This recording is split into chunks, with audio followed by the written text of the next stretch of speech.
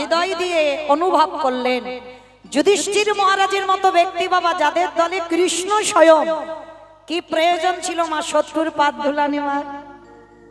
মানে যাদের সঙ্গে কৃষ্ণ রয় তাদের কি আর কিছু দরকার ছিল? তারা নিজে থেকে তো জানতে পারতো যে আমরা জয়ী হব, কিন্তু না, ধর্ম ছাড়লে হবে না। তুমি পুত্র হয়েছো, তোমার কর্তব্য কি? সাধুগুরু বৈষ্ণব গুরুজন থাকলে আগে পদধূলাটা নাও, এটা তোমার ধর্ম। কৃপা তো সে করবে গো।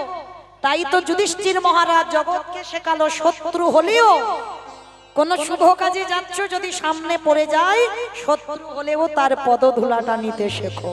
আর যদি নিতে পেরেছো, তাহলে যুধিষ্ঠির মহারাজের মতো আমরাও সমস্ত কাজ থেকে জয়ী হয়ে সংসারে ফিরব।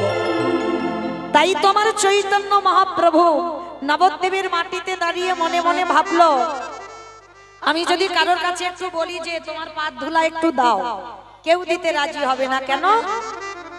কি বাবা, যদি আমার ভগবান এসে বলে ভক্ত তোমার পাদ ধুলা দাও, আমার এখানে একজন ভক্ত আছে বলতে পারবেন যে নাও কৃষ্ণ আমার পাদ ধুলা? ভয় হবে না? কারণ আমার পাদ ধুলা যদি কৃষ্ণের মাথায় পড়ে তাহলে আমাদের রৌরব নরকে যেতে হবে। কিন্তু দিতেই তারা পারবে যারা দেহ মন প্রাণটা একেবারে সবটাই তার চরণে দিয়েছে। আমি যে আমার পাদ ধুলা দেব না কেন? কারণ এই ধুলাটা তো আমার নয়, এটা তো তোমার। তাহলে তোমার ধুলা তুমি নিবে, তাতে আমার আপত্তি করার কি আছে? কৃষ্ণ, আমি আমার সুখের জন্য ভাবি না, তুমি সুখে থাকো।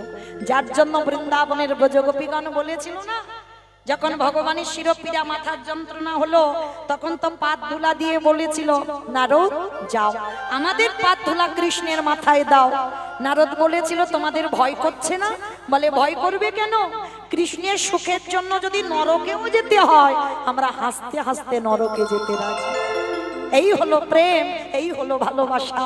আর আমরা কি করি? স্বার্থ।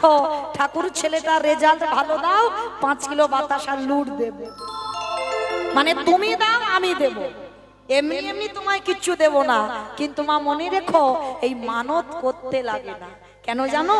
তিনি ভক্তাধীন, ভক্তের অধীন আছে। ভক্ত তার প্রাণ, ভক্ত তার জীবন।